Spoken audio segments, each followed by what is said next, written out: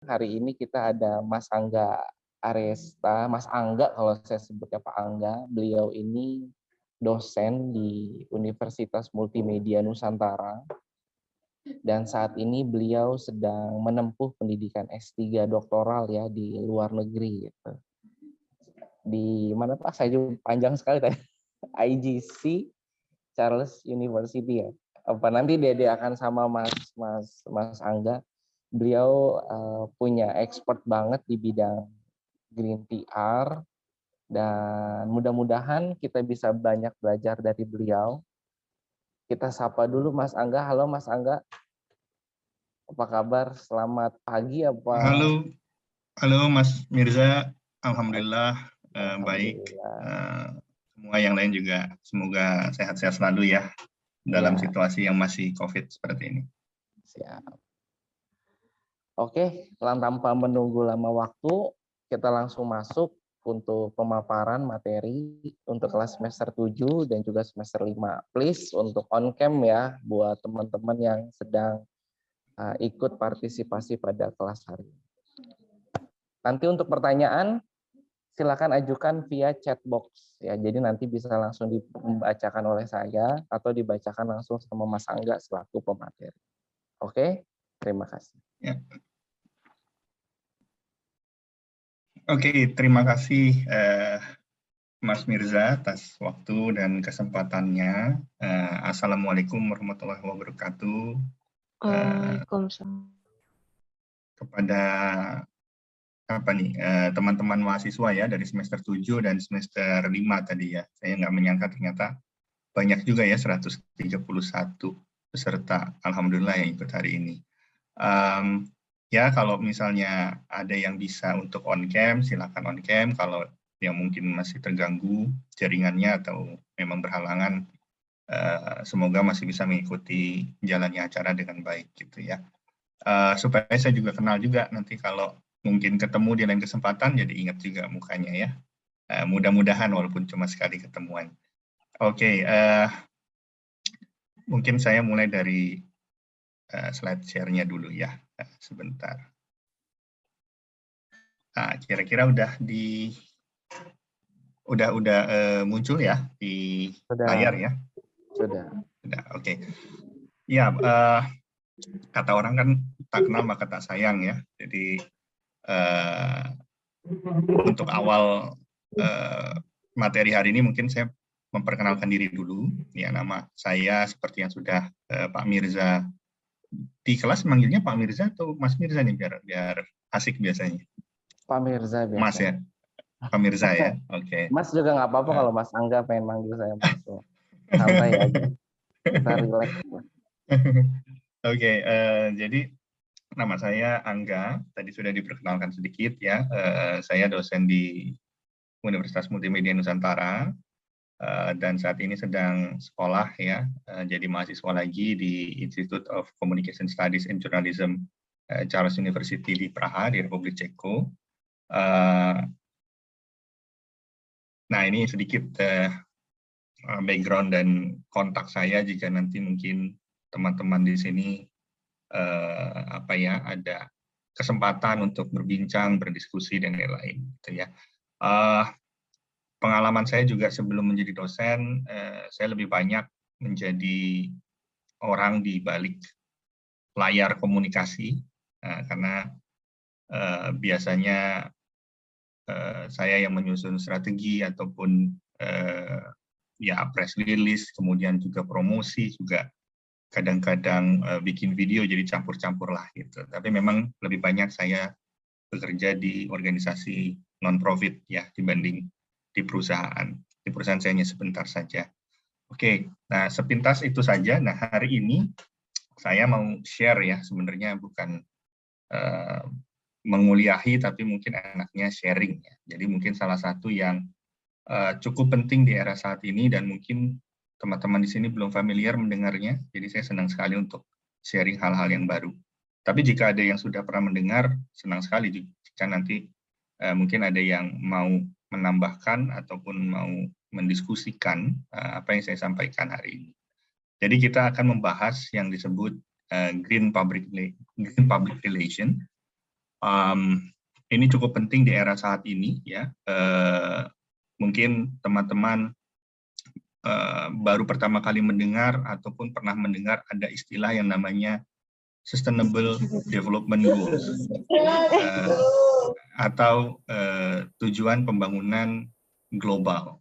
Jadi ini perspektifnya agak luas dulu ya. Jadi di seluruh dunia itu sedang mengejar yang namanya pembangunan berkelanjutan.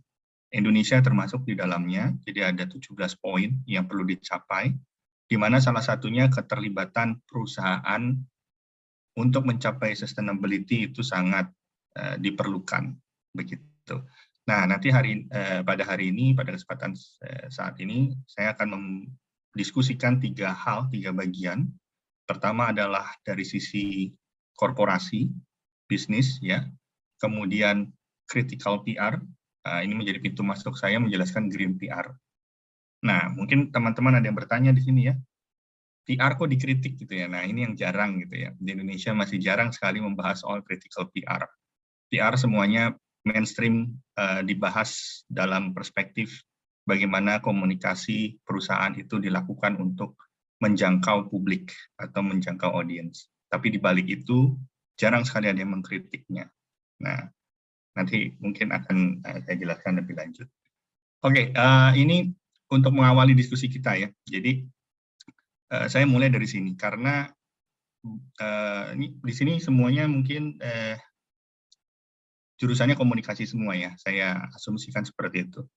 Nah, biasanya perspektif orang komunikasi itu selalu berpusat pada komunikasinya itu sendiri. Ya nggak salah ya, tapi baik di perusahaan ataupun di bidang-bidang lain pasti terlalu terpatri gitu ya, bahwa saya orang komunikasi, saya hanya tahu bagaimana mengomunikasikan sebuah pesan. Nah, padahal nantinya pada suatu saat kita menjadi seorang PR ya, kita akan menjadi penghubung ya antara perusahaan dengan publik. Nah, di situ kita harus tahu bagaimana sebuah bisnis itu berjalan. Gitu ya. Jadi bagaimana proses bisnis itu berjalan. Nah, ada satu buku yang menarik ditulis tahun 72 oleh Donella Meadows dan Dennis Meadows dan kawan-kawan, ada beberapa penulis yang menuliskan itu, yang menyampaikan soal kekhawatiran mereka bahwa suatu saat nanti bumi itu berhenti berputar gitu ya. Jadi artinya natural resources habis, energi habis, material habis. Nah, dalam tahap itu, bisnis juga akan habis. Berhenti. Jadi nggak berlanjut gitu ya. Nah, kita lihat di sini. Ketika diturunkan menjadi bagaimana proses bisnis bekerja, ini yang kita ketahui ya. Ini biasanya pada umumnya ada di perusahaan-perusahaan yang bergerak di consumer goods ya. Ya, semua perusahaan yang menghasilkan barang-barang yang kita nikmati atau kita konsumsi sehari-hari ya. Semua pasti polanya seperti ini, bahwa mengambil yang sebelah kiri ya, mungkin teman-teman lihat di sini, bagian sini. Sebelah kiri sini adalah natural resources yang dieksploitasi oleh perusahaan-perusahaan untuk menghasilkan bahan baku agar diproses di manufakturnya mereka, di pabrik mereka, dan akhirnya didistribusikan ke retail store ya, atau apa itu ya, toko-toko yang menjual kepada publik secara langsung ya, konsumen secara langsung. Jadi prosesnya dari mulai pembabatan semua natural resources kita ya, kemudian sampai dengan diolah di pabrik dan akhirnya sampai dengan ke tempat di mana dia dijual. Nah, mungkin akan lebih jelasnya lagi jika seperti ini ya. Ini biasa di industri minuman kemasan, gitu ya. Kita lihat di sini bahwa dari mulai barang itu diolah, ya, bahan bakunya diambil, kemudian barangnya diolah, lalu kemudian ada pengemasan, ada packagingnya ya, kemudian ada manufakturnya dan akhirnya didistribusikan sampai dengan masuk ke freezer, dijual di toko-toko, dan sampai akhirnya dibuang sama konsumen sampahnya, gitu ya. Ini proses bisnisnya dulu yang harus kita pahami. Nah, dalam perspektifnya tadi bahwa ada limit to growth, Artinya, suatu saat nanti proses ini akan berhenti. Karena kita nggak punya lagi bahan baku yang untuk diolah. Habis. Natural resources kita habis. Kenapa? Karena ya, namanya natural resources itu pasti ada limitnya ya. Kita tahu energi-energi yang kita konsumsi saat ini itu ada limitnya. Kemudian juga polusi yang kita hasilkan atau seringkali disebut emisi karbon ya, itu juga semakin memperparah kelangkaan sumber daya alam. Nah,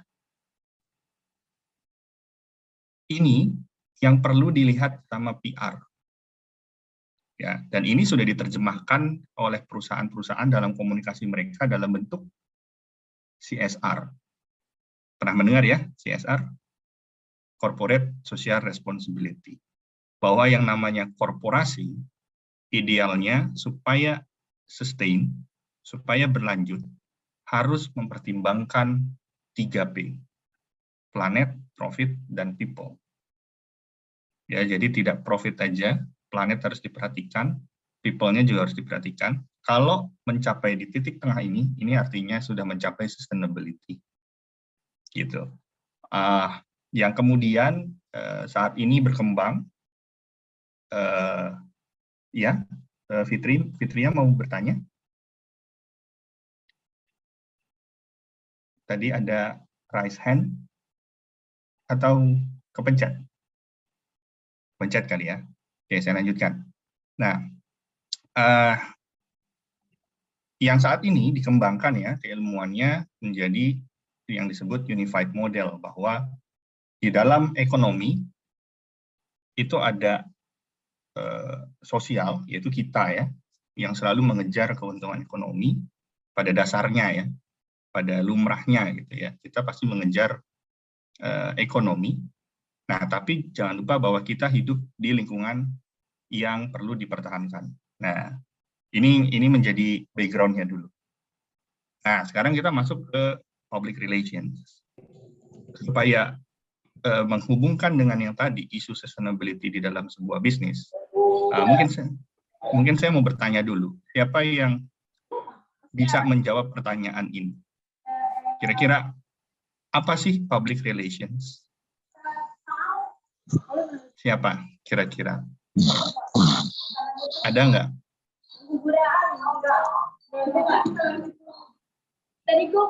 Halo? Ada yang kira-kira mau volunteer menjawab, kira-kira apa sih yang diketahui tentang public relations? Rona boleh deh, Pak? Ya, silakan. Arona ya? Iya. Rona, ya, silakan. Jadi apa secara garis besar public relations itu adalah profesi yang menjembatani antara eksternal dan internal.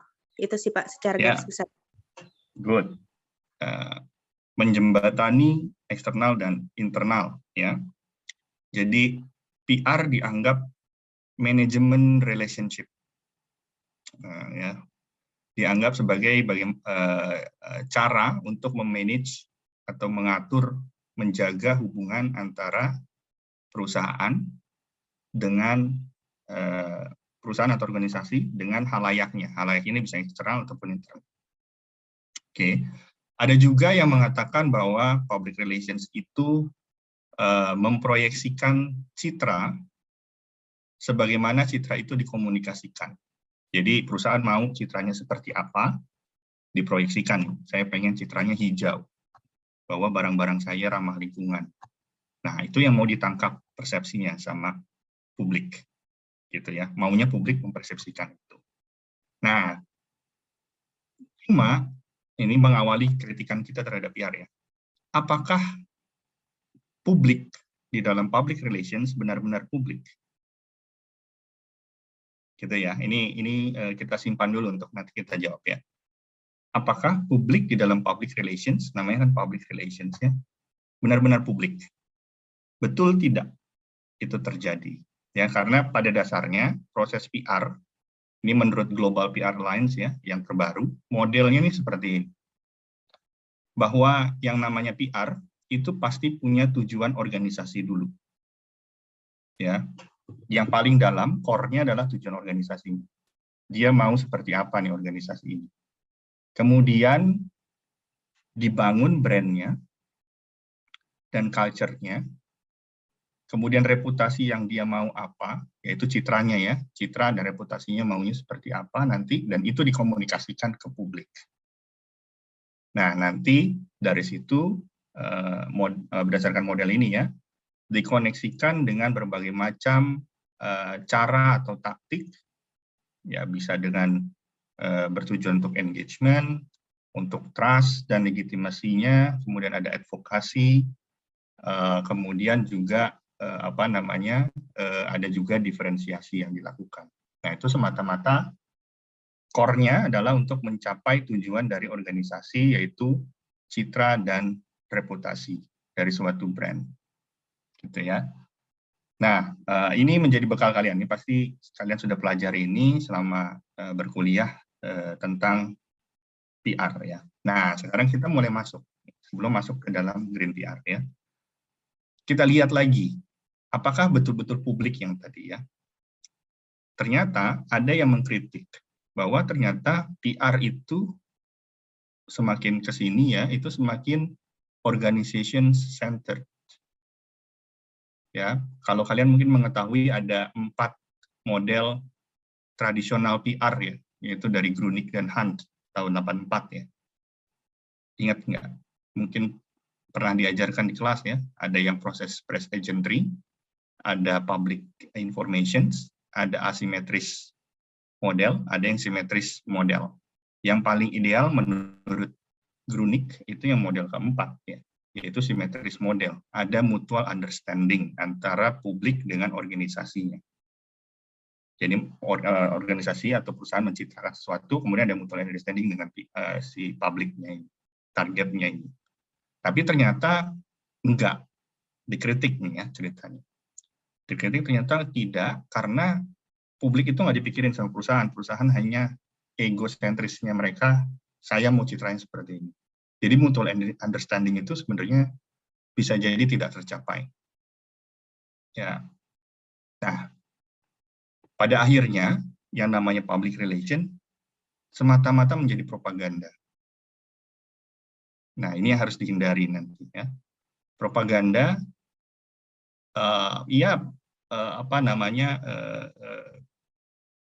kendaraannya atuh persuasive communications. Tapi sebenarnya public relations tidak ditujukan untuk mutual understanding, tidak ditujukan untuk relationship, tapi lebih banyak ya safe claim. Safe claim itu mengproklamirkan diri sendiri bahwa saya seperti ini, si perusahaannya seperti ini, seperti ini. Nah, ini nanti terjadi di green public relations. Nah,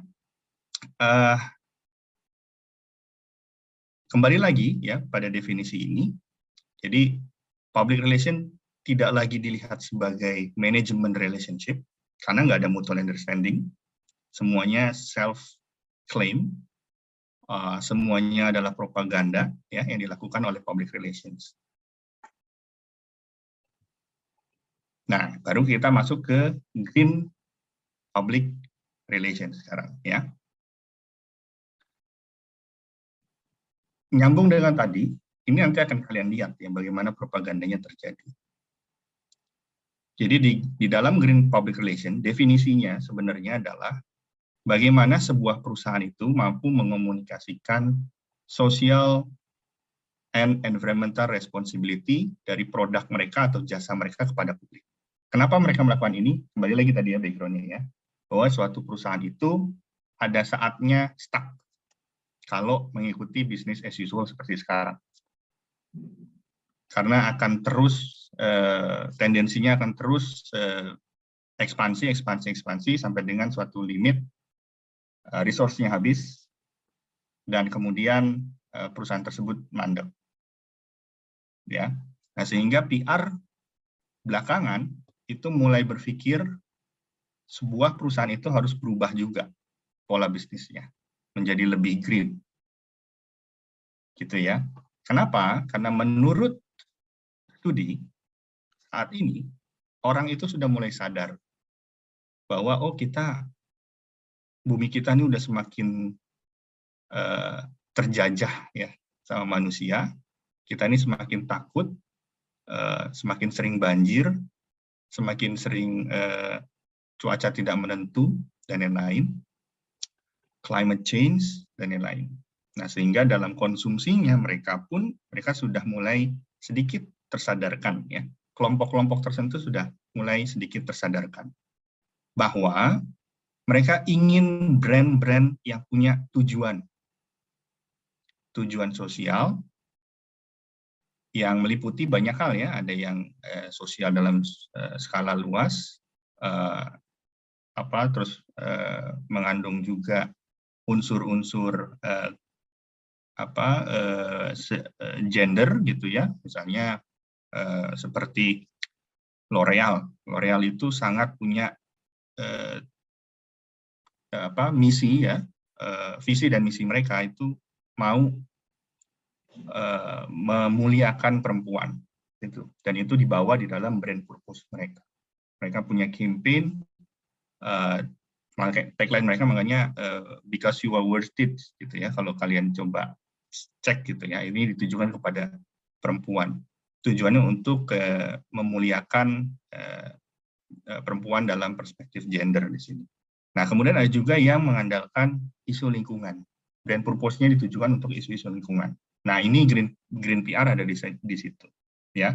Karena concern-nya dari Green PR itu adalah mengomunikasikan sebuah perusahaan yang punya visi dan misi untuk berlanjut ke depan, karena mereka khawatir suatu saat nanti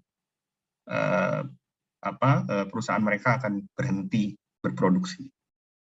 Sehingga mereka harus punya terobosan, inovasi, dan mengomunikasikan sesuatu yang baru kepada masyarakat. Ya. Nah, terjemahannya seperti apa? Paling gampang adalah kalau kalian melihat suatu produk yang ditawarkan dengan ada embel-embel eco-friendly product, atau recycling. Sering ya sekarang.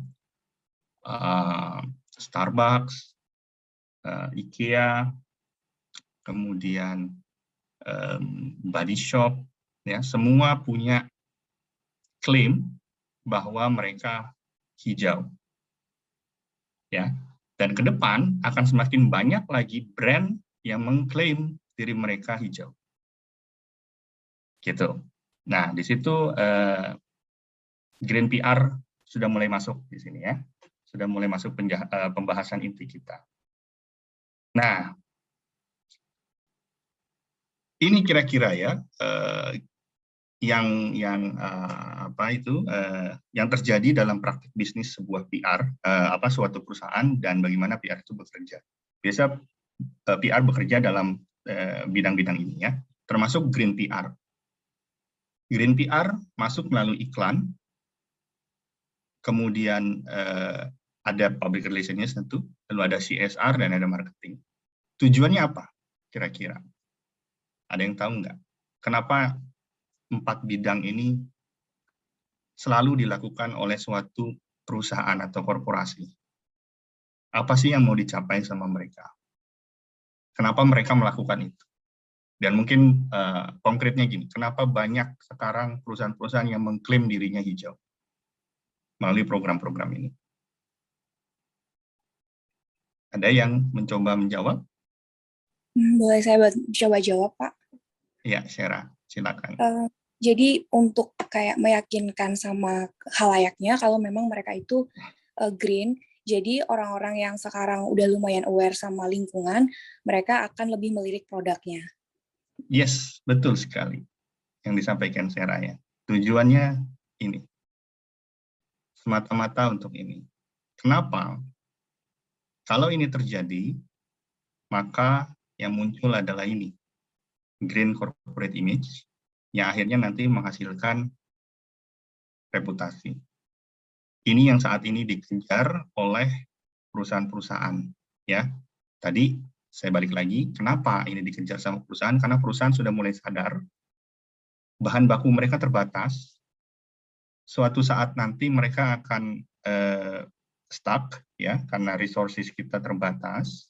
Kemudian juga ada tadi saya katakan di awal sudah ada visi global di seluruh dunia tentang pembangunan global berkelanjutan, di mana perusahaan itu involved di dalamnya, bahwa ada kebijakan internasional, bahwa perusahaan juga harus sadar bahwa apa yang mereka lakukan itu menimbulkan dampak lingkungan yang cukup buruk, sehingga mereka harus punya inovasi yang lebih baik, supaya mereka berlanjut bisnisnya, manusia tidak punah, tidak seperti dinosaurus suatu saat nanti, kita tetap bisa hidup, anak cucu kita, tidak hanya eranya kita, bukan eranya kalian, tapi anak cucu kalian. Nah, disitulah muncul praktik-praktik green PR, karena mereka sudah mulai mempunyai visi green business, gitu ya. Nah, faktanya ini menurut ada satu artikel dari Nakajima ya, ini bilang kalau dalam proses ini ya, green PR dan green advertising itu integrated ya, bahwa mereka sangat spend money, sangat mengeluarkan banyak uang, investasi banyak uang untuk menciptakan green PR ini melalui PR industri. Jadi PR industri ini menjadi kunci ya dalam mempromosikan gagasan tentang korporasi yang ramah lingkungan. Gitu. Jadi PR ini menjadi kuncinya. Gitu. Ya tentu PR dengan advertising itu tidak bisa dipisahkan. Pasti PR akan sangat berhubungan dengan advertising. Nah, cuma yang terjadi, ini yang terjadi. Ini yang tadi kita masuknya lewat critical PR ya, bahwa apakah betul publik yang dipersepsikan public relation, yang dikonsepkan di dalam public relation itu truly public gitu ya. Apakah jangan-jangan hanya egosentris dari perusahaan dan akhirnya self-claim. Nah, kita lihat di sini. Ini sering kita lihat ya, ini saya pakai contoh di luar supaya nggak menyinggung salah satu produk di nasional ya. Kita akan sering lihat ya, minuman kemasan mempromosikan bahwa mereka recycle. Gitu ya. Dalam praktek-praktek green PR-nya disebutkan ada sertifikasi sana sini. Tapi apakah betul? Pertama kita lihat, mereka tetap memproduksi plastik. Pertama, yang paling mudah adalah mereka tetap memproduksi plastik melalui manufaktur mereka. Artinya pabrik yang mereka operasikan itu pasti tidak green. Karena bahan bakunya tetap aja bukan bahan baku green ya. Bukan bahan baku yang ramah lingkungan, pasti menghasilkan polusi ataupun emisi. Namanya pabrik pasti menghasilkan emisi. Kemudian barangnya didistribusikan ke toko-toko. Pakai apa? Pakai mobil, pakai pesawat, pakai kapal, semuanya mengeluarkan polusi. Ya, sampai toko, masyarakat beli, sampahnya dibuang sembarangan, ataupun dibuang pada tempatnya, tapi sampahnya diapain? Apakah betul masuk ke perusahaannya lagi? Nah, di situ ya. Tapi apa yang terjadi adalah self-claiming dari perusahaan-perusahaan itu, bahwa produk kami adalah green product gitu ya. Kemudian juga banyak lagi contoh ya, ini Garnier salah satunya punya campaign ini ya, kemudian H&M. Nah, ini yang paling lucu ya, karena saya lagi riset tentang industri fashion ya. Sampah fashion itu penyumbang 10% emisi dunia ya, bukan hanya nasional, tapi dunia. 10% itu angka yang cukup besar. Dan secara industri fashion adalah industri yang paling besar saat ini. Kontribusinya terhadap keseluruhan industri di dunia ya. Tapi apa yang dilakukan sama outlet seperti ini? itu ada istilah yang namanya fast fashion, yaitu menggulirkan tren fashion yang begitu cepat. Nah, apakah hijau seperti itu? Enggak. Konsumerisme bisa terjadi, produksi terus digenjot, tapi sampahnya enggak diperhatikan gitu ya. Jadi hampir mustahil lah gitu ya untuk benar-benar green. Apalagi ini sampai ada parodinya ya, dikritik sama para aktivis dan akademisi bahwa Chevron mengeluarkan kampanye PR mereka tentang green. Di mana perusahaan minyak green gitu ya. Itu makanya di situ diplesetkan menjadi Chevron ya, bukan Chevron tapi Chevron. Ya mereka penyumbang emisi yang terbesar gitu ya. Nggak mungkin lah industri oil and gas itu green gitu ya dalam perspektif ini. Jadi mereka hanya self claiming aja. Nah, sehingga ada istilah yang namanya ini. Nah, ini harus hati-hati di dalam green PR, yaitu greenwashing. Apa itu greenwashing? Tadi ya, bahwa praktik secara konsep green PR itu kan mengomunikasikan social responsibility dan environmental friendly di dalam produk-produk mereka ataupun jasa mereka kepada publik. Tapi akhirnya itu yang diterjemahkan begitu saja ya, bahwa mengomunikasikannya hanya nempel di brosur, hanya dibuatkan campaign, dibikin iklan yang menarik, lalu dibuatkan embel-embel produk, ya, dan itu sudah dibilang green. Nah, disitulah praktik PR menjadi sangat tidak mutual understanding. Ya, karena publik tidak dibangun pengertiannya, understanding-nya terhadap sesuatu yang disebut green seperti apa, karena perusahaan hanya mengproklamirkan ya, mengomunikasikan dalam sebatas brosur, iklan, dan lain-lain, ataupun media komunikasi lain-lain ya. Nah, yang terjadi adalah greenwashing yang meningkat ya.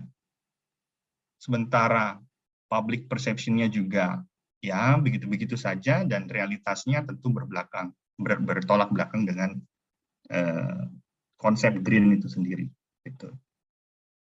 Nah, apa parahnya nanti, dampaknya apa gitu ya kalau ini terjadi?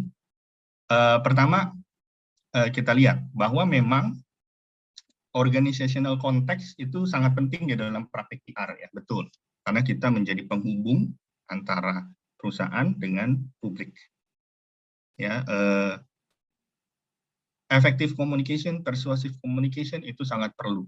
Image dan reputasi itu sangat perlu. Tapi perlu kita ingat, ada mutual understanding yang perlu tercapai dari konsepnya Grunig tadi ya, yaitu simetrik hubungan antara perusahaan dengan publik itu harus ada mutual understanding. Kenapa? Karena masyarakat itu terbentuk juga persepsinya dari apa yang disampaikan oleh organisasi. Dan ingat, masyarakat itu punya culture, punya societies yang beroperasi. Perusahaan bisa saja self-claiming, tapi masyarakat juga bisa mempersepsikan apapun. Nah, yang terjadi apa kalau itu terjadi? Ini dia. Setiap ada praktik PR yang menyatakan sebuah perusahaan ataupun produk itu hijau, konsumen itu langsung curiga. Ya, ini studinya memang di Amerika ya, tapi mungkin berlaku juga untuk di kawasan Asia. Bahwa semakin perusahaan itu menggencarkan praktik PR, menyatakan diri mereka green, semakin mereka tidak dipercaya. Karena mereka menganggap itu hanya taktik pemasaran. Gitu ya, ini bahayanya. PR akhirnya tidak tercapai mutual understanding-nya.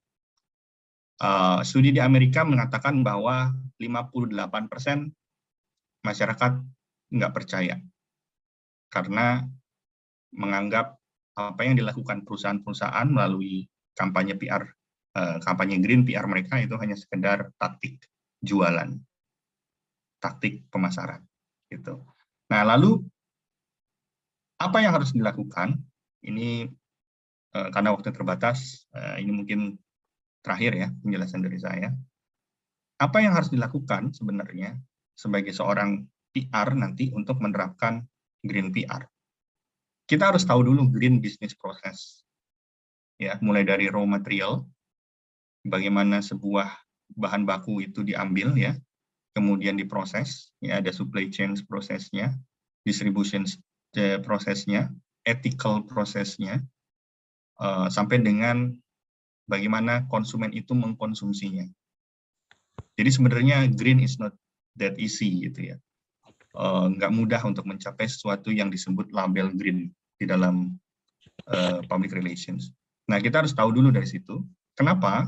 Karena kita mengomunikasikan perusahaan dan mengomunikasikan bagaimana tanggung jawab sosial dari suatu perusahaan.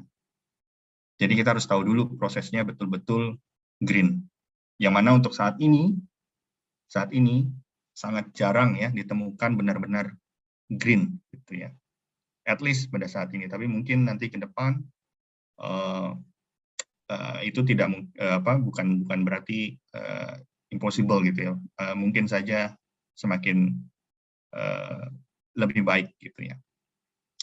Nah, dari hal tersebut ini yang penting, transparansi. Ya, jadi green PR harus mengungkapkan transparansi untuk membuat customer trust dan mutual understanding. Sebagaimana yang namanya produk itu hijau harus transparan, bagaimana dia diproduksinya, bagaimana distribusinya, menggunakan apa kendaraannya, transportasinya, dan lain-lain. Dan mungkin ada skema-skema tertentu yang nanti harus dipelajari bahwa untuk mencapai ideal green mungkin sulit, tapi mungkin ada ambang batasnya misalnya seperti itu. Dan ini ditransparansikan. Yang mana saya yakin perusahaan belum ada yang mau. Karena kan katanya konfidensial ya, karena itu seperti membuka membuka jati diri sendiri gitu. Membuka identitas pribadi gitu. Jadi kayaknya sulit gitu perusahaan itu untuk melakukan ini. Padahal itu yang harus terjadi karena setelah transparansi harus ada akses informasi kepada publik. Nah, kalau ini terjadi, kalau ini bisa berhasil dilakukan, dikomunikasikan ke segala kanal media ya, tentu mutual understanding akan tercapai. Gitu. Karena pada praktiknya, praktik PR yang baik itu yang menghasilkan mutual understanding antara korporasi dengan target audiensnya atau publik. Gitu. Oke, semoga nggak kelamaan ya. Ini biar pas waktunya. Silahkan kalau ada yang mau bertanya ataupun menanggapi dari apa yang saya sampaikan. Ayo silakan buat teman-teman dari kelas Kapita Salekta Humas semester 7 dan kelas Produksi Media Humas di semester 5. Silakan tanya tentang PR dan juga korelasinya tentang kepedulian kita tentang kehijauan atau lingkungan green dari perusahaan itu sendiri. Silakan bertanya. Kapan lagi? Saya izin bertanya. Siap, silakan sebutkan nama dari kelas mana, semester berapa. Selamat siang Pak Angga, saya Hairunisa Al-Araf dari kelas 7 Humas C. Saya ingin bertanya tentang, saya pernah mempelajari yang namanya green consumerism, di mana adanya kelompok orang-orang yang melihat konsumsi itu sebagai sesuatu yang lebih hijau lagi. Apakah ada kaitannya dengan timbulnya green PR dari green consumerism itu? Terima kasih, Pak. Ya. Langsung dijawab ini, Mas Mirza, atau bagaimana? Boleh. Ya, terima kasih Hairunisa. Dan ini saya cek ternyata juga kita kehadiran salah satu pakar ya di PR, ada Bu Dr. Emilia Basar. Apa kabar, Bu? Ini kita berbangga nih, kita bisa kehadiran beliau nih ya, menyempatkan waktunya. Damang, Bu. Damang, Mbak Emil.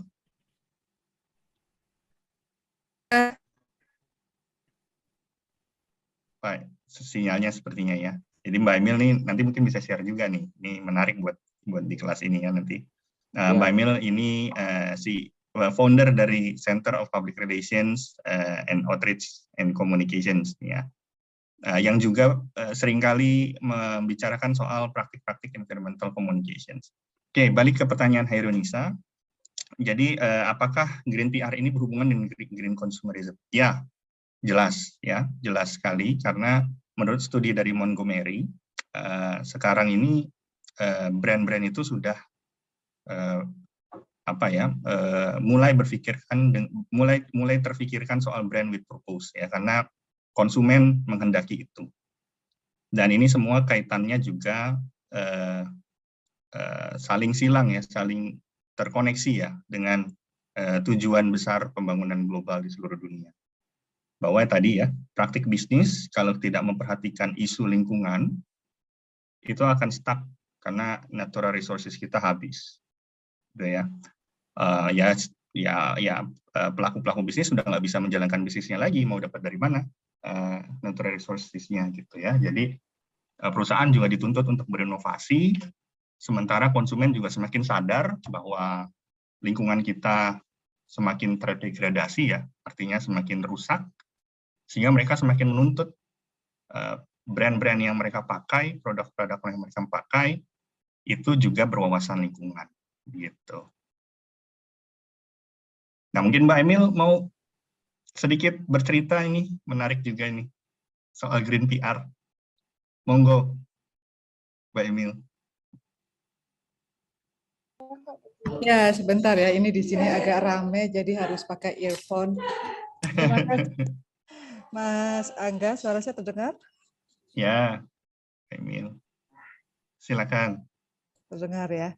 Saya nggak tahu ada cerita apa nih. Tapi yang tadi disampaikan oleh Mas Angga, Pak Angga ya? Ya. Dosen nih, Pak dosen sekarang. Aduh. Iya. Yang disampaikan oleh Pak Angga tadi menarik ya. Saya tadi sempat ikut di ujung, karena tadi agak lupa jadwalnya, ternyata jam 1 mulainya ya. Nah, jadi yang saya mau menyampaikan apa ya, tentang Green PR. Kalau Green PR itu, teman-teman mahasiswa saya baru menekuni sekitar 10 tahunan terakhir ini. Dan kalau tadi disampaikan oleh Pak Angga, ada beberapa perusahaan yang memang punya komitmen terhadap isu lingkungan dan perubahan iklim, tapi juga bagaimana kalau misalnya teman-teman nanti menjadi praktisi PR di perusahaan yang berkaitan dengan misalnya pertambangan, kemudian gas minyak dan gas bumi gitu ya. Karena saya juga sebagai praktisi komunikasi, praktisi PR, itu juga berhubungan dengan teman-teman yang bekerja di bidang atau di perusahaan migas gitu. Nah, ini juga menjadi tantangan sendiri. Tapi juga kalau kita lihat, kalau beberapa perusahaan tersebut malah mendapatkan penghargaan karena mereka mempunyai program-program yang berkaitan dengan perlindungan atau melestarikan bumi kita gitu ya. Nah, beberapa hal yang mereka lakukan adalah kalau tadi Pak Angga menyampaikan memang betul ya, kalau kita mengatakan bahwa kami melakukan aksi-aksi nyata untuk melindungi bumi kita dengan berbagai programnya, itu terkesan seperti orang marketing. Tapi kenyataannya kita juga harus bisa melihat betul nggak sih mereka melakukan hal seperti itu. Jadi sama seperti perusahaan-perusahaan lain yang menghasilkan banyak sampah plastik gitu ya, seperti perusahaan consumer goods gitu kan, minuman soda, kemudian makanan yang kita makan sehari-hari, itu kan sampah plastiknya juga banyak. Tapi kemudian kalau Anda bekerja di situ, lalu gimana caranya kita melakukan aksi-aksi nyata untuk melindungi bumi dengan kegiatan Green PR? Kan tantangan begitu. Kita itu kan nggak mungkin bekerja di tempat yang tidak menghasilkan sampah, tidak barangkali juga menghasilkan polusi juga gitu ya. Nah, tanggung jawab kita ada di mana? Itu kan tantangannya seperti itu. Kalau saya melihat dari sebagai praktisi PR seperti itu. Nah, akhirnya adalah yang pertama tetap harus kita pahami dulu tentang isu-isu lingkungan dan perubahan iklim. Itu yang pertama. Yang kedua, bahwa harus ada komitmen mulai dari pimpinan sampai di bawah itu, bahwa kita harus punya program-program yang memang betul-betul untuk melestarikan lingkungan kita. Jadi tidak hanya seperti orang melakukan campaign atau propaganda, tapi betul-betul ada gitu. Nah, saya karena juga berkomunikasi dan juga melihat report mereka itu, perusahaan-perusahaan itu dalam sustainability report juga ada.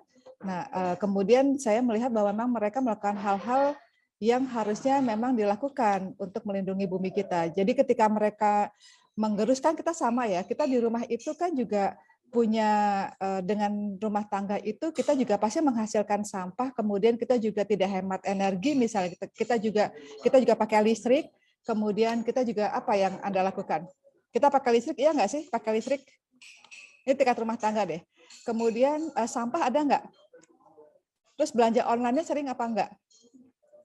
Sering ya? Sampahnya makin banyak nggak tuh? Terus gimana tanggung jawab kita untuk menjaga bumi? Ini kan tentang materi green PR. Nah, kan pasti harus ada yang kita lakukan. Jadi akhirnya contohnya ini tingkat rumah tangga, tapi kita bisa analogikan nanti di tingkat korporasi gitu ya, atau lembaga. Akhirnya kan kemudian kita sadar bahwa sampah kita makin banyak, dengan apalagi belanja online-nya itu seminggu bisa beberapa kali, sehingga kemudian akhirnya kita mulai mengolah sampah, gitu kan, mengolah sampah, memisahkan sampah yang plastik, yang dus, yang kaleng, yang organik, begitu kan, benar nggak sih? Nah, itu cara kita. Lalu apalagi tanggung jawab kita? Setelah itu kita pakai masker sekali pakai. Ini kayaknya di rumah semua ya. Oh, ini ada nih Avianti yang pakai masker. Ya, kayak Avianti gini. Pakai masker sekali pakai. Terus sampahnya dibuang begitu aja gitu? Kan enggak ya? Terus tanggung jawab kita terhadap kesehatan manusia dan kesehatan lingkungan apa? Terkait dengan masker sekali pakai misalnya. Lalu kita gunting, kita sobek, lalu kita pisahkan sampahnya. Bahkan ada komunitas ya, Pak Angga ya, itu ya sekarang itu mulai mengolah sampah medis sekali pakai, termasuk infeksius gitu ya, limbah infeksius, termasuk masker sekali pakai yang digunakan misalnya untuk EcoBrick. Jadi setelah dicuci, disemprot disinfektan gitu, lalu dipotong kecil-kecil, lalu dimasukkan ke dalam botol kemasan atau ya botol plastik kemasan, kemudian dijadikan EcoBrick. Nah, seperti itu dikelola. Lalu apalagi? Nah, pada tingkat korporasi itu sama sebetulnya. Ketika kita tahu bahwa kita itu menggunakan sumber daya alam, berarti kita harus mengembalikannya, begitu kan, dengan cara-cara yang bisa kita lakukan. Nah, mengembalikannya itu tentu juga disepakati di dalam korporasi itu sendiri. Cara mengembalikannya bagaimana? Kalau di perusahaan maju kan juga gitu sama. Mereka kan nggak mau menurunkan emisinya karena industrinya udah segitu besarnya, terus diturunin. Gimana caranya nurunin? Akhirnya mereka kemudian memberikan sejumlah dana kepada negara Indonesia misalnya yang hutannya masih bagus, itu supaya Indonesia tetap menjaga hutannya, misalnya seperti itu. Jadi kita tetap melakukan hal-hal yang harus kita lakukan karena kita memanfaatkan sumber daya alam yang ada, lalu kita menyampaikan, menginformasikan pada orang lain bahwa kita tuh memang menggunakan sumber daya alam, tapi kita juga menjaga alam loh dengan cara A, B, C. Tapi itu harus betul terbukti, nggak cuman bicara aja, bukan cuman mengatakan sesuatu yang lebih ingin mendapatkan image aja atau reputasi aja, begitu sih Pak Angga kalau dari saya. Terima kasih Mbak Emi. Ya, itu tadi sejalan ya dengan slide kita yang terakhir tadi, bahwa know the process, how corporate business process, lalu jangan lupa juga proses transparansinya gitu, bahwa itu benar-benar dilakukan, jadi bukan sekedar campaign belaka gitu ya. Mungkin itu ya. Ada lagi mungkin ada yang mau bertanya? Silakan mahasiswa-mahasiswi UNIS yang baik hatinya ini mau bertanya, silakan. Saya asdosnya Pak Angga nih siang ini. Oh enggak, ini narasumber utamanya ini Mbak Emil ini. Ibu Emil, selamat datang Bu di kelas kami. Halo Mas Firza, salam Halo. kenal. Iya. Mas Firza ini yang mengundang saya kebetulan dari Universitas Syekh Yusuf. Oh, oke. Ibu Jadi, Emil ngajar di Mercu kan? Iya, betul. Saya murid Ibu dulunya. Oh ya Waduh, ampun. reuni di sini ya. Ya. Oke. Ya. Iya. Ya, Siapa lagi yang mau Permisi bertanya? Bapak, saya mau bertanya Pak. Ini ada 2 pertanyaan, ya silakan. Tadi Ilham dulu ya. Iya betul Pak. Bareng ini masuknya. Iya Ilham silakan. Assalamualaikum warahmatullahi wabarakatuh. Waalaikumsalam. Saya Ilham Fadilah, mahasiswa FISIP semester 7, konsentrasi kehumasan. Pertanyaan saya, kan dari tadi berkaitan dengan natural resource ya. Jika kita bicara mengenai sampah teknologi Pak, seperti emisi yang dihasilkan dari sebuah digitalisasi, semisal penggunaan listrik, terus juga sekarang kan kita masuk kepada era metaverse Pak, era-era digital itu. Nah, di situ gimana peran Green PR dalam menanggapi dalam menanggapi itu kan sifatnya kalau si metaverse ini kita ntar berbicara mengenai bagaimana sampah-sampah ini dapat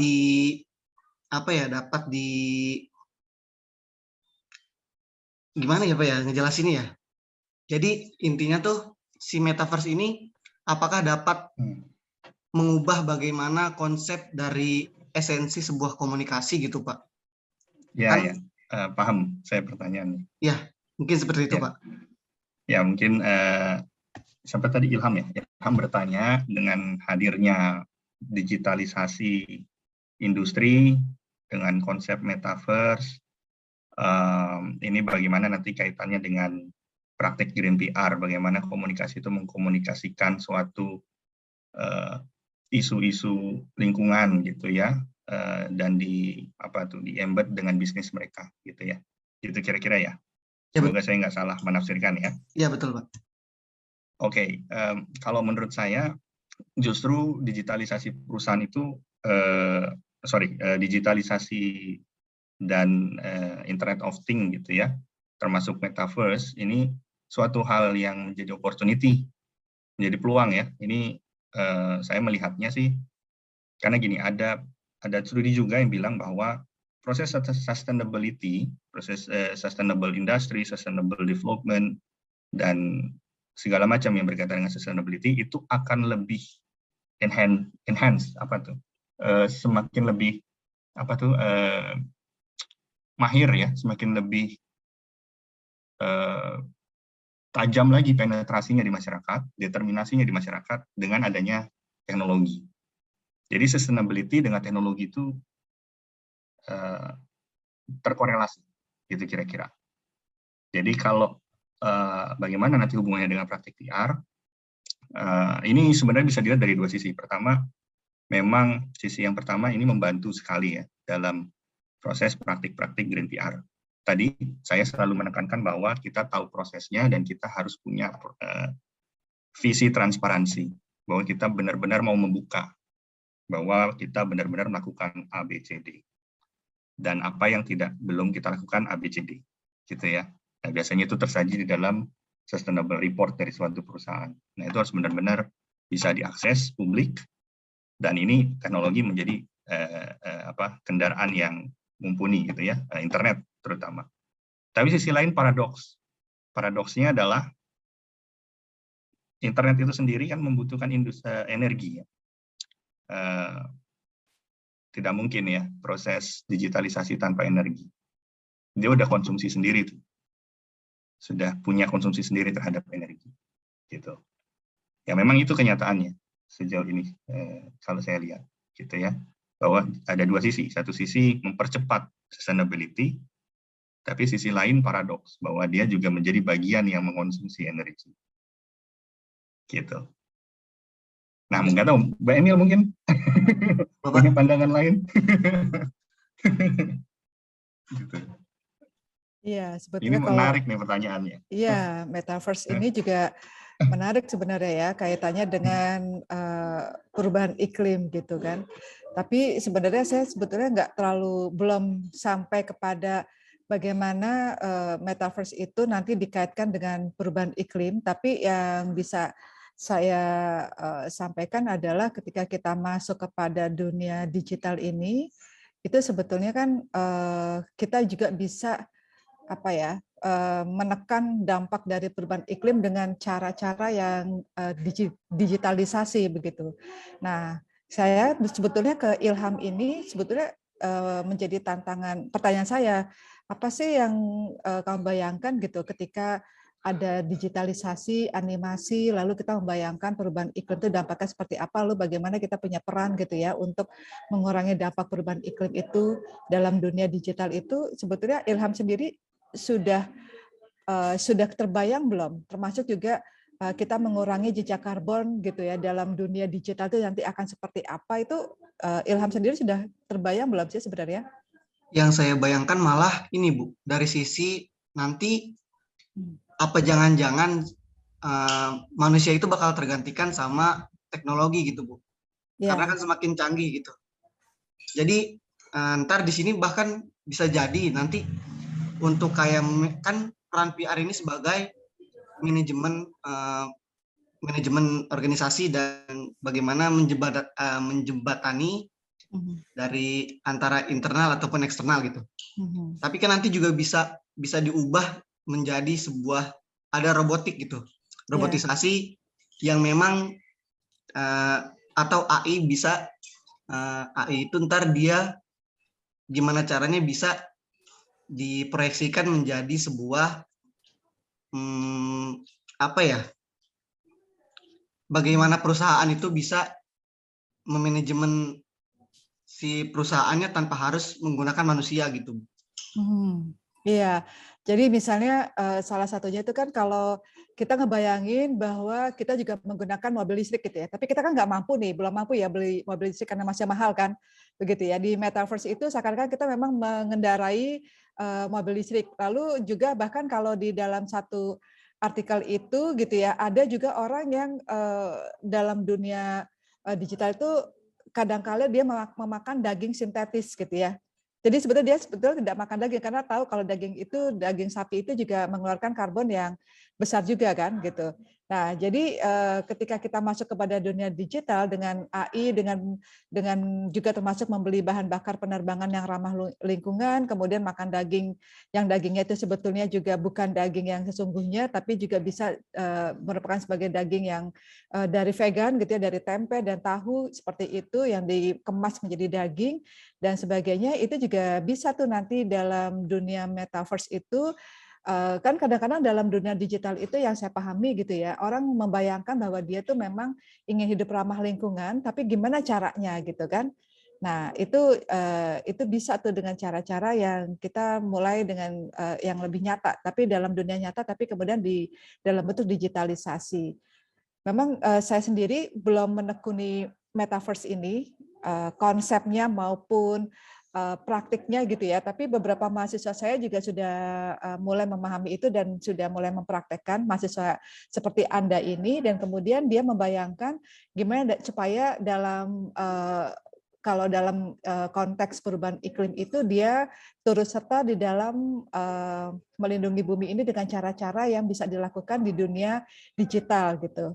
Saya rasa Anda sebetulnya mungkin lebih paham bagaimana caranya ya, atau memanfaatkan digitalisasi dalam dunia metaverse ini gitu. Tapi setidaknya ketika kita misalnya gitu ya, kayak seperti misalnya kalau kita bisa lihat di internet, Bill Gates misalnya, dia juga sudah melakukan langkah-langkah dalam upaya mengurangi jejak karbonnya. Termasuk juga kalau dalam konteks Indonesia juga misalnya adalah mengurangi makanan dari atau bahan atau sayur buah dari import gitu, dengan kita makan buah atau sayur lokal seperti itu.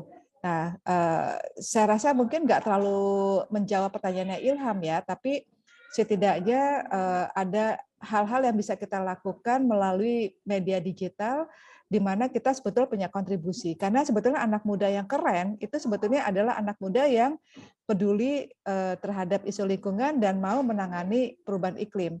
Karena di COP26 UNFCCC itu anak mudanya itu banyak banget. Mereka tuh bahkan diliburkan dari sekolah gitu ya.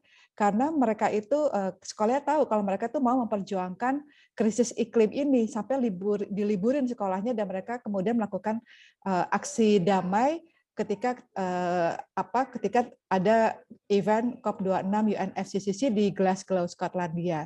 Seperti itu. Sehingga sekarang kita bisa melihat bahwa anak-anak muda itu adalah orang-orang yang menentukan nanti bumi kita tuh mau seperti apa. Tentu kalian mau tetap punya prestasi, tetap bisa bekerja dengan baik, tapi kalau lingkungan kalian itu sering banjir, longsor, kemudian terjadi banyak dampak perubahan iklim, air muka laut naik dan sebagainya, kalian nggak bisa produktif, kalian nggak bisa kerja dengan baik, akhirnya juga secara ekonomi juga terganggu, lalu kesehatan juga terganggu. Nah, itu gimana caranya kalian bisa bayangkan di dunia digital itu kalian bisa ekspresikan gitu. Kayaknya gitu sih Pak Angga. Oke, Terima kasih. Nah, ini semangat youth and environment ya. Ya sedikit menambahkan bahwa yang dikhawatirkan Ilham itu sudah ada kajiannya ya, ada di post humanitarian gitu ya. Kalau tertarik ke sana gitu ya.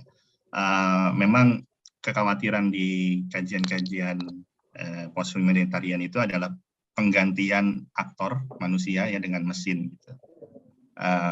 Satu sisi memang mengurangi perubahan iklim kalau dilihat dari sisi ada replacement yang dihasilkan bahwa yang tadinya mungkin menghasilkan emisi besar jadi digantikan oleh teknologi yang hasilnya lebih rendah gitu ya. Tapi paradoksnya belum terjawab sih bahwa yang namanya digital itu pasti membutuhkan energi dan disitulah emisi juga terbentuk, gitu. Tercipta atau terkontribusi gitu. Nah mungkin ini ada lagi pertanyaan dari Syera. Ini bagaimana Green PR penerapannya itu karena terkesan pencitraan karena sebenarnya perusahaan itu membutuhkan biaya yang besar sedangkan keuntungannya didapatkan lebih sedikit.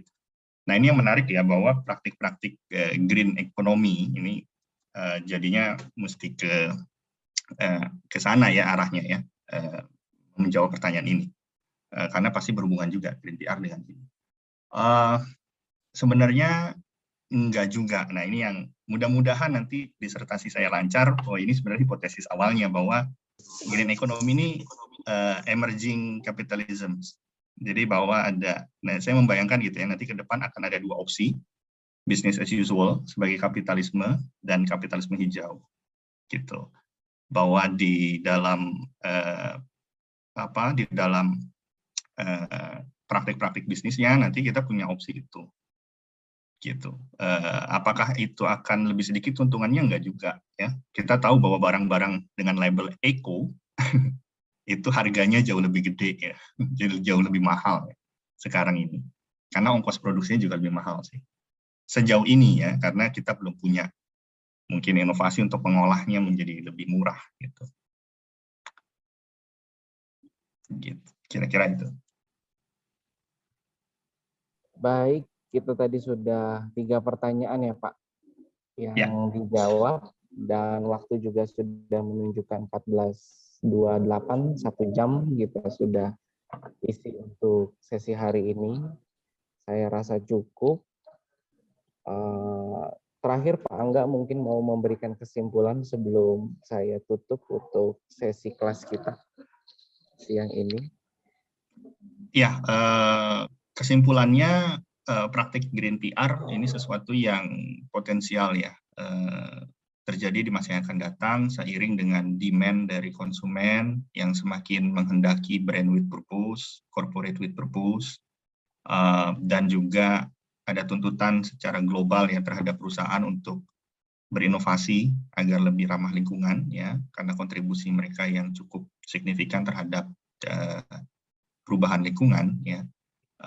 Itu akan menjadikan praktek-praktek ini akan semakin ramai ke depan. Tapi tadi yang perlu diingat adalah kalau pendapat saya dalam mempraktikkan Green PR jangan sekedar berpikir hanya campaign-nya seperti apa, jangan sekedar tertulis apa yang ada di dalam brosur, iklan, dan lain-lain, tapi memang juga bisa dibuktikan dan itu harus transparan gitu ya.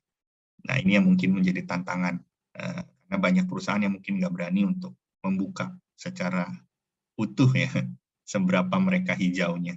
pasti mereka kan paling tidak menutupi dulu gitu ya apa yang mereka hasilkan dan di replace ya dengan kegiatan-kegiatan CSR mereka. Gitu. Nah, jangan sampai ini jadi seperti tukar guling aja gitu ya. Mereka menyumbangkan emisi besar, lalu mereka ganti dengan lain gitu ya, yang juga apalagi hanya sekedar klaim. Gitu. Nah, mungkin itu. Dan saya mungkin berterima kasih juga ya dalam kesempatan ini kepada Mas Mirza selaku panitia dari Universitas Islam Syekh Yusuf ya, dan Bu Dr. Emilia Basar ini yang bersedia memberikan pencerahannya juga ya. Ini langka sekali ya. Apalagi reunian ya antara murid dengan dosen, mahasiswa dengan dosen nih. Gitu. Terima kasih banyak Mbak Emil atas waktu dan sedikit komentarnya tadi. Nggak sedikit sih, banyak tadi. Semoga bermanfaat buat teman-teman di sini. Apalagi yang mau semester 7 berarti harusnya udah mau mengambil tema-tema skripsi ya, topik-topik skripsi. Gitu. Baik, kita masuk ke sesi foto. Virjawan bisa bantu di screenshot kita pakai PC kan ya? PC. Siap. Oh ya, yang lainnya on cam. Nanti akan di screenshot sama Mas Virjawan. Sudah? Udah mayoritas on cam ternyata. Sudah, 1, 2, silakan Virjawan aja deh yang ngomong. 1, 2, 3. Sudah? Ya. Lagi Pak. Lagi boleh. 1, 2, 3. Yang slide keduanya juga. Ya. Ini slide ketiga. Oh, slide ketiga. 1, 2, 3. Oke Pak, udah Pak. Baik, terima kasih untuk Ibu Emil, Pak Angga sebagai narasumber utama dosen kita dari UMN yang mau bersedia sharing untuk teman-teman semester 7 kelas Kapita Salekta Humas, dan join juga nih teman-teman dari semester 5 untuk kelas produksi media humas. Terima kasih untuk materi Green PR-nya. Semoga apa yang disampaikan pada siang hari ini bisa sangat bermanfaat untuk teman-teman dari mahasiswa-mahasiswi Islam Syekh Yusuf untuk konsentrasi ilmu kehumasan. Saya tutup untuk sesi hari ini. Wassalamualaikum warahmatullahi wabarakatuh. Waalaikumsalam. Waalaikumsalam warahmatullahi wabarakatuh. Terima kasih Mas Angga, Mas Mirza, mahasiswa. Mbak Emil, hatur nuhun. Sami-sami, salam sunnah. Izin lift ya. Ya.